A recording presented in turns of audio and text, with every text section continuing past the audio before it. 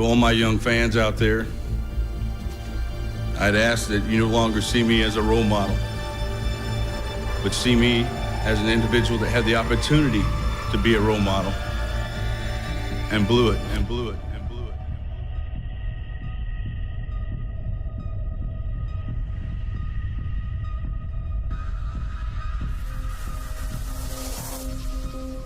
it. Meet Tommy Morrison, the most popular kid in school. Captain of every sports team he entered, adored by hundreds of friends and especially the females. A big talker, he's not all show. He's really, even he even looks like the guy next door. Although he was only in his mid-teens, he was already a famous face in his small county of Delaware. His father Tim was a boxer, just like his father before him and just like his old man before him.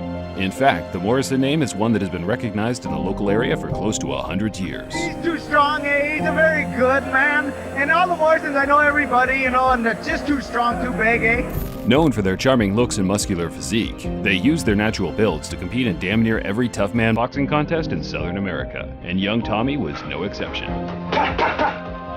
The only difference between Tommy and his forefathers was, in these clips you're looking at, he's only 13 years old. And while many years below the legal limit to fight, he was so incredibly advanced for his age, he forged a fake ID just to compete. And, quite frankly, went on to destroy men that were twice his age. That's all I do is boxing. I go to bed thinking about it, and I wake up thinking about it. Outside of his athletic ability, Tommy was also a bright pupil and was left in a predicament once graduation approached. He had the choice of pursuing an academic career or following in his father's footsteps as a boxer. A hard decision to make for many, but an easy one for Tommy. I'm Tommy the Duke Morrison, a heavyweight with 24 knockouts, and I'm going to the top.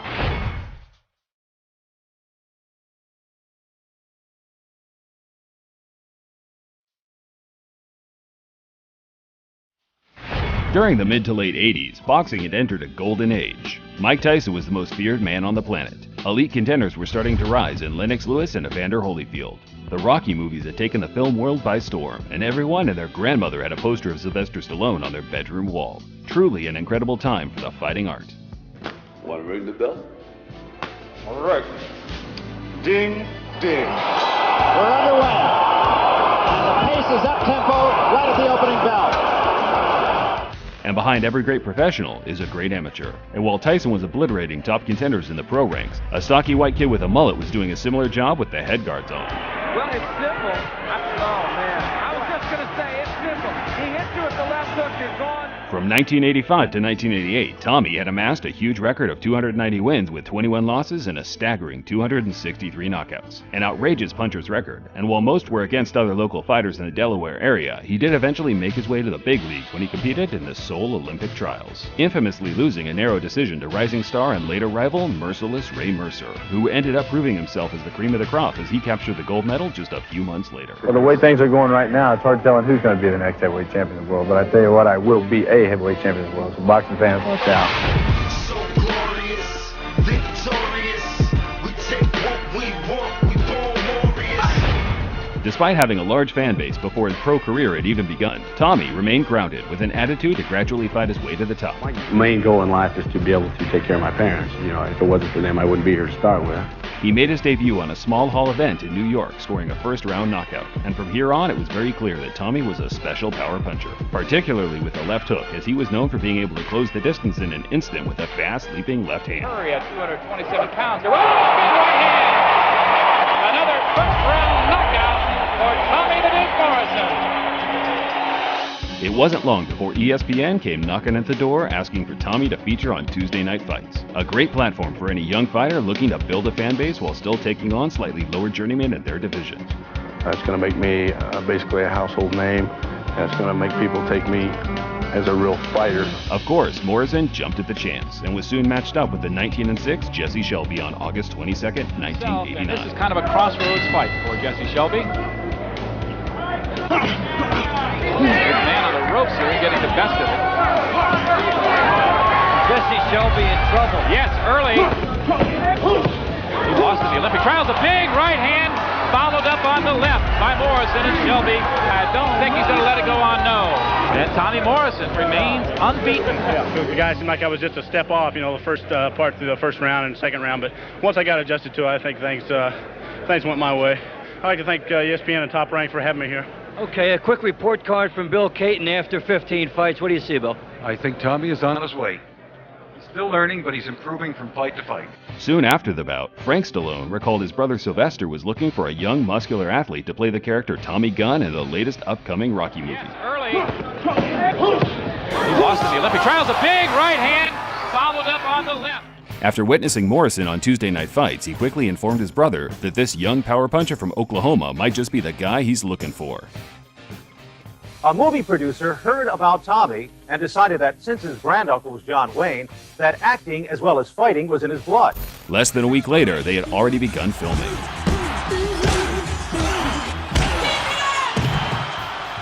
Yes. Knockout. Despite the movie arguably being the worst in the series, Tommy received praise from many critics due to the fact he had never acted in any sort of capacity beforehand and did a relatively good job in bringing Tommy Gunn to life. Okay, so which will it be? Will you go for the acting career or will you go for the heavyweight championship? Well, I'm going to get the heavyweight championship first, and then we'll work on the other. However, acting wasn't Tommy's forte.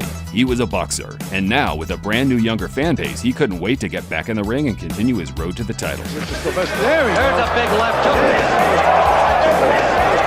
I got a job to do, and I plan on doing it quickly. They're down with a crushing blow. Tommy has a hell of a left hook. He's got a great left hook, period, end of paragraph. Fight after fight, knockout after knockout, the now 22-year-old Morrison couldn't put a foot wrong. He blasted out many of the same faces Mike Tyson did a couple years prior. The former world champion Pinklin Thomas couldn't make it past one round. The tricky slickster James Quick Tillis met the same fate a month prior. Steve Zowski, Lorenzo Boyd, and David Jacko were others Tyson faced and Tommy had steamrolled.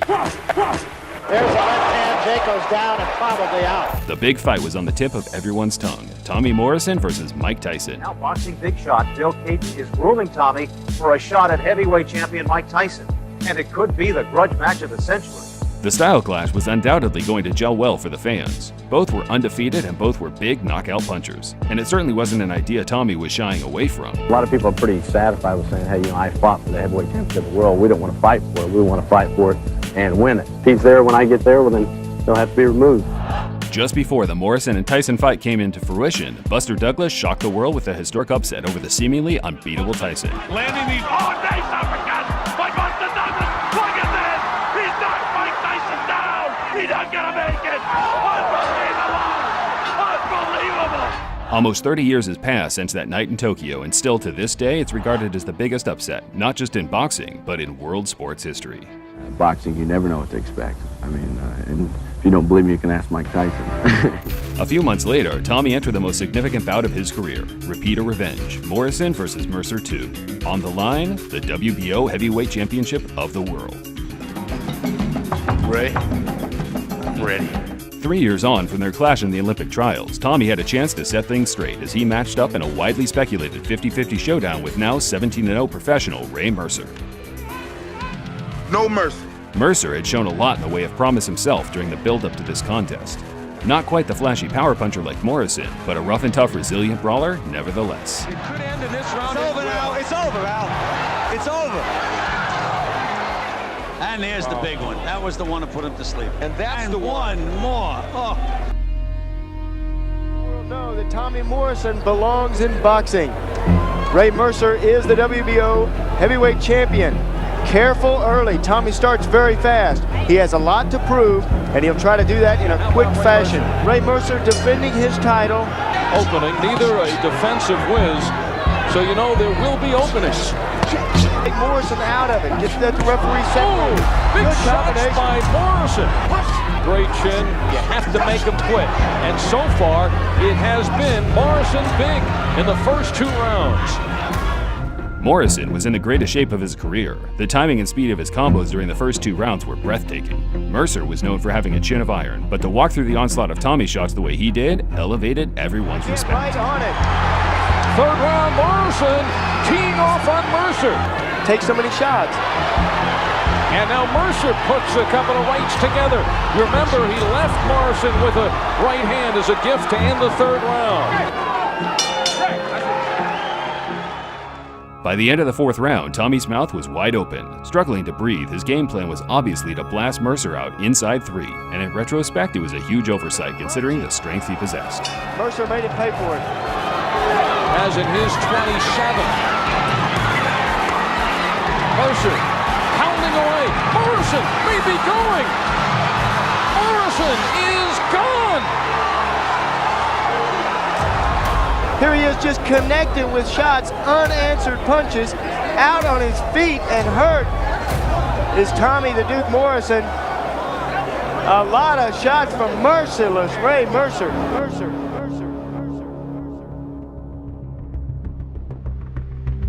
The loss was a tough one to swallow, and Tommy went from the hottest prospect in world boxing to a man with a gray and bleak future. After all, if he couldn't beat Ray Mercer, the weakest regarded champion in the division, how on earth could he compete with the likes of Lennox Lewis and Mike Tyson? After the Mercer fight, I took about probably 3 months off, stayed completely away from the gym, kind of did a little bit of soul searching. Perhaps the old cliche of the Great White Hope would surround Tommy's name from here on out. But then, over the next few months, a surprising revelation surfaced.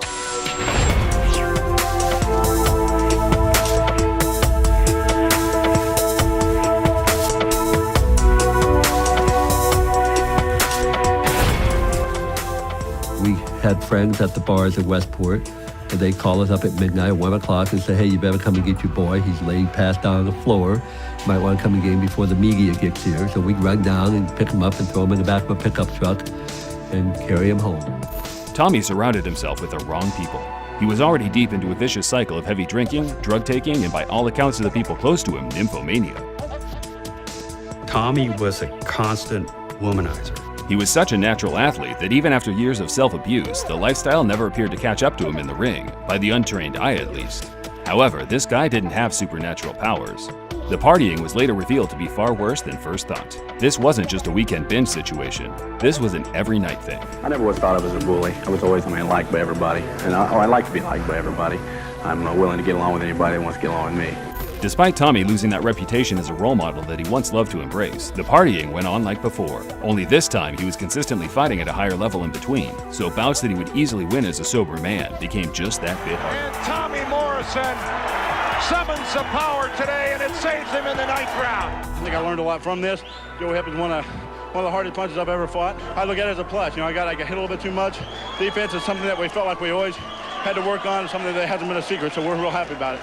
Well, you came through it, Tommy, with a late round knockout. Congratulations to you. Thanks very much for talking to us. He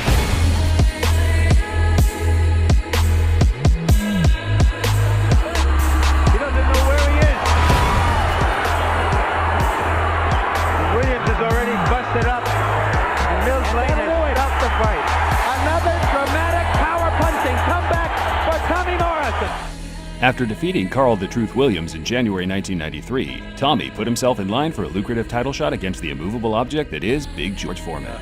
Probably didn't have the greatest training habits in the world, but I've matured as an athlete, feel very comfortable with where I'm at, and this time I feel like I belong here. Yeah, he's probably all the things he's got going for him, better for him. And then I've got a few things going for me, mostly 256 pounds. I'm going to use those pounds too. Foreman was midway through his comeback after 10 years away from the sport. He obviously wasn't considered to be the threat he was in the mid-70s. Still, there was no denying the big man could take an almighty punch. Well, his arms do seem to be getting a little heavy. Oh, domination, staggered. Holyfield has staggered Foreman. And as his recent outing suggests, deliver one at its highest order as well. What a knockout. This guy can punch. Man, he can punch. He's got a lot of experience, he's got a lot of weight, and he's got a lot of age. And I've got to try to counterbalance that with youth, speed, and athletic ability. Ladies and gentlemen, introducing the number 2 ranked heavyweight in the world, Tommy the Duke Morrison. Despite Big George being the 7-5 betting favorite, June 7, 1996 became the glowing highlight of Morrison's career. From the opening round, he made the older man look ancient as he carefully maneuvered around the ring, evading the slow but dangerous attacks. His defensive prowess complemented his razor-sharp combination counters as he never gave Foreman a millisecond to recuperate from his errors. Morrison breathing with his mouth open as we begin round. Damage, there it is again. And Tremendous left hook by Tommy Morrison. low blow from Foreman and a good left hook by Morrison. Two good left hooks by Tommy Morrison, and George didn't move.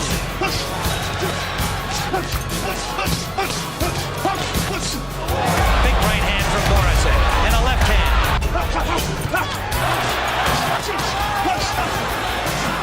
That's a little better, a right hand behind the left hook. Fight is over here. It begins in July. Hook by Tommy Morrison, combination. Time! He's calling time again. And a bell sounds, ending the fight. I thought Tommy Morrison fought a very intelligent fight, stuck with his plan, and I think he deserves full credit for a victory I expect he's going to get.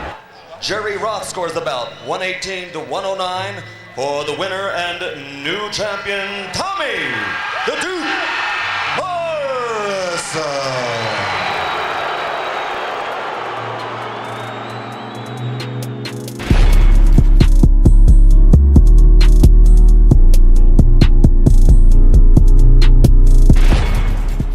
Once Morrison became world champion, notable changes in his appearance and performance became apparent to all. Within just an 18-month period, he appeared to age by 5 or 6 years, slightly losing his boyish looks and muscular physique along the way. He also no longer possessed those fast-twitch muscle fibers from before. The power remained, but Tommy relied on his speed just as much as his strength, which inevitably resulted in some shocking losses and one-sided beatdowns.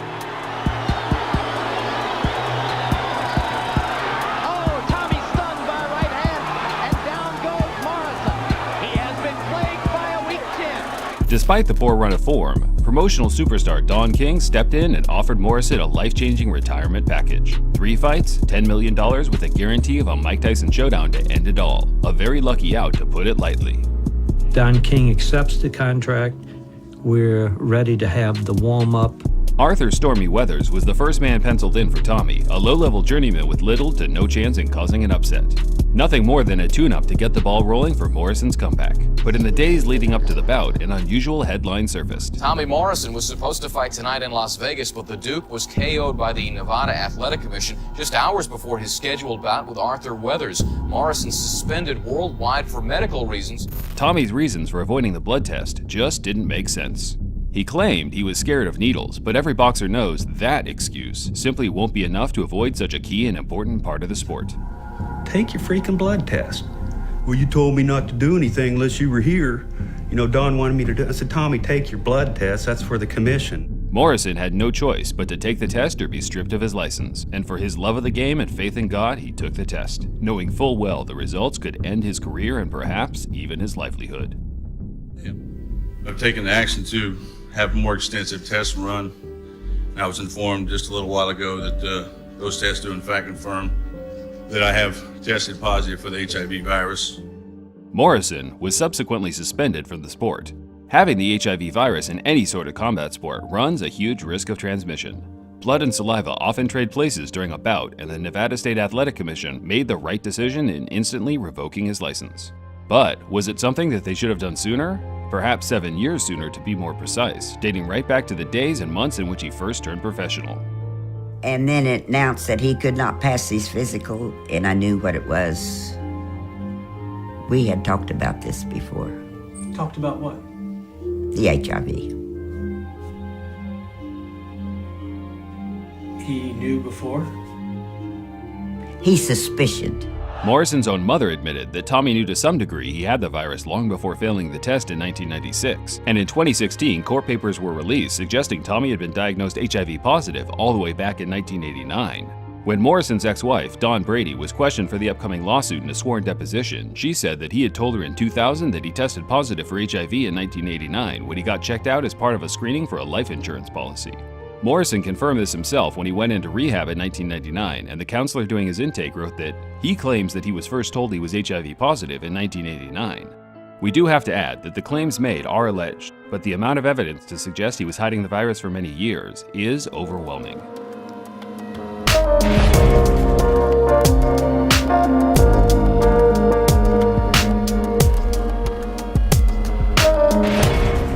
Once Morrison contracted the virus, his whole life changed. The town, where he was once known as a hero, turned their back on him. Most of his close friends never even bothered to offer some sort of sympathy. He was alone and scared. My first reaction was, what are people going to think? You know, I mean, here I am, supposed to be a big, tough guy, and I think I walked around in life thinking that I was bulletproof, and now I got to pay the ultimate price. Shortly after his public press conference, Lakers legend and 5-time NBA champion Magic Johnson contacted Morrison to try and help him through this hard time and offered him some valuable advice. Johnson, as I'm sure many of you are aware, contracted the virus himself just a few years prior to this incident, and had since become a main advocate in spreading awareness of the deadly virus. I will now become a spokesman for the HIV virus. Morrison quickly teamed up with the former basketball star, where together they toured the country sharing their stories with as many ears and eyes as they could reach.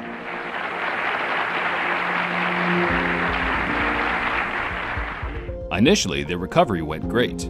Tommy had a lead HIV specialist doctor nursing his health. He took his pills regularly and began transforming his broken and weak body back to full fitness. That was until he met his soon-to-be wife, Tricia, in the late 2000s. He couldn't talk to people. His wife wouldn't let anybody near him. Tommy had convinced himself and others around him that he didn't just no longer have AIDS, but he never had the virus in the first place. The former champ gave up his prescribed medicine for marijuana and other street drugs such as cocaine and methamphetamine. In doing so, his health rapidly deteriorated, and by the summer of 2010, he was barely recognizable. In this picture, he was just 40 years old. After a string of health complications over the next couple of years, Morrison finally passed away on September 1st, 2013, due to multiple organ failure and a cardiac arrest. He was only 44 years old. There are still so many unanswered questions surrounding Tommy's life and death, like when did he contract the virus? How did he contract the virus? Why did he give up on recovery? Sadly, it seems unlikely that we'll ever definitively know the answers. I do think it's worth pointing out that after a lot of research, I was unable to find a story of a Morrison lover or ring sharer who ever contracted the virus as a direct result of himself. His 3 ex-wives and 2 sons all live healthy lives to this day, with Trey and Kenzie both following in their father's footsteps as professional boxers. Thanks for watching. If you enjoyed the video, a thumbs up is always appreciated. And for those of you that just stumbled across this channel for the first time, feel free to check back through our content for similar videos. Until next time, fight fans, this is Boxing Legends TV, signing off. He lost the Olympic trials, a big right hand. Well, I like being liked by everybody. I'm willing to get along with anybody that wants to get along with me. Down with a crushing blow. He was actually whooping my ass for 3 rounds. I mean, he hit me harder than I've ever been hit before for 3 rounds.